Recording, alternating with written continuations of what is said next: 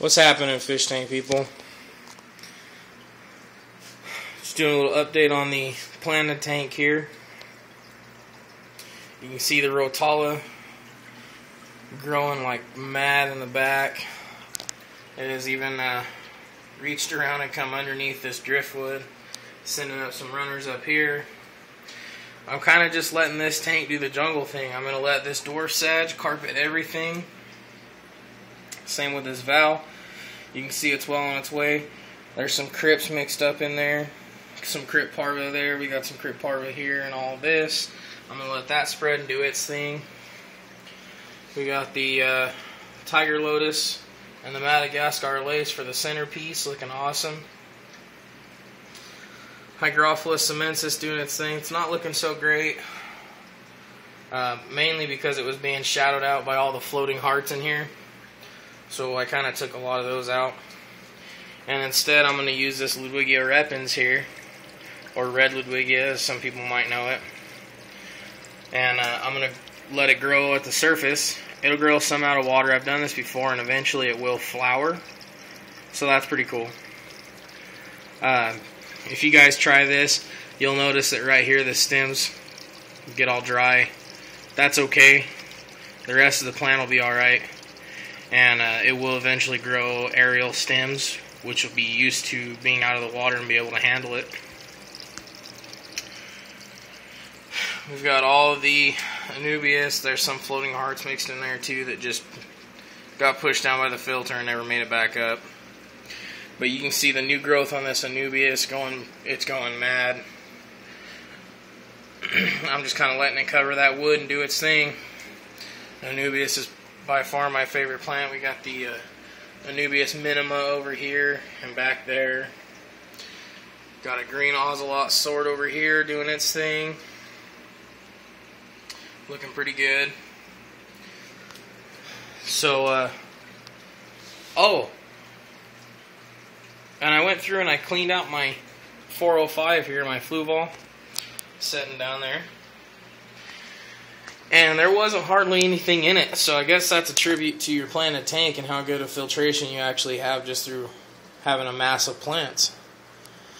Water came out a little bit brown, but there really wasn't much in it. So that's pretty cool.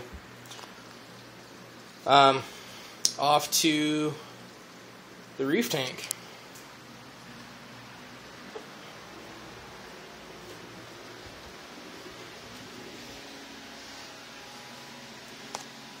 So here's the reef, and I'm sure you guys have noticed already. We got a rose bubble tip anemone. Wire rose, I think they're awesome, and I've heard they're pretty expensive. I got this guy for 15 bucks. His foot's about the size of a nickel or a quarter. Got the zoanthid rock doing its thing. They're popping up everywhere, spreading, looking pretty good. The blastos, haven't really seen any new heads, but the heads that are on there are getting bigger, so that's always good. Got my pally off to the side. And I'm actually going to do a little feeding video here, so let me unplug my power head.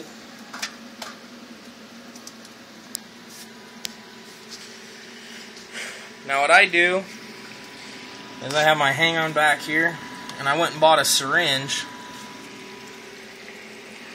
If you can see that, that's a brine or a mysis shrimp cube. And I'll put just a little bit of tank water in there and set it in the hang-on back and let it thaw out. And then you just kind of stir it up like so, break up that cube. If you tap it, it'll cause the shrimp themselves to actually sink. And then what I do, get my syringe here,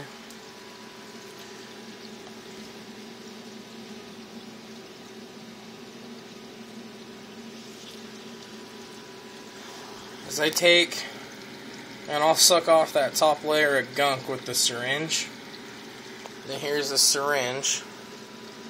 It's got some of it in there. You can see it's kind of a nasty, murky looking water. And then, see if I can do this without dropping anything or everything. I'll leave the hang-on backs on just because they don't put out a whole lot of current. And then just kind of squirt it over your... You want to do it gently so you're not blasting the heads. You just kind of squirt it over your corals. Like that. Get a little bit more.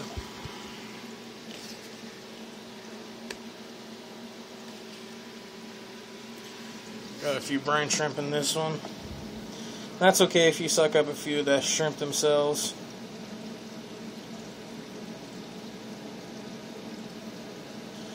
But I do suggest using tank water, because if you don't, if you use just say fresh water, you can kind of shock your corals.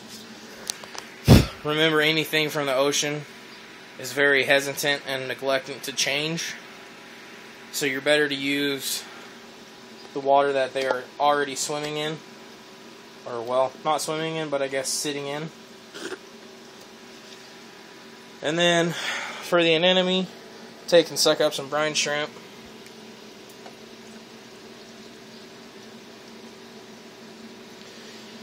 And then, since I don't have any fish in this tank, I kind of have to be careful with my feeding, because I am just feeding the corals. And we'll just squirt it into the anemone. You can see some of the brine shrimp working their way down the nozzle.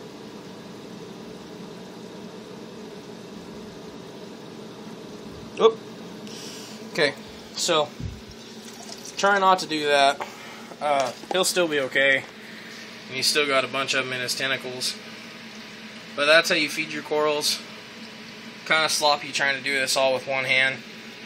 And then what I like to do, if you're like me and you have 2 tanks, just take the leftover brine shrimp, because you should not use a whole cube unless you have a tank pretty much packed with coral. So you'll have this.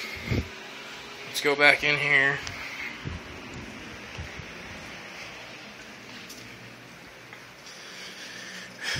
And then I'll take and just dump all the rest of the mysis shrimp in here. I do this about twice a week, and that's honestly the only time I feed this tank or the reef tank. So I don't feed my fish a whole lot. I find that you really don't need it, and it just causes water condition issues. So there we go. That's what's up, fish tank people. Keep it fishy, and have fun.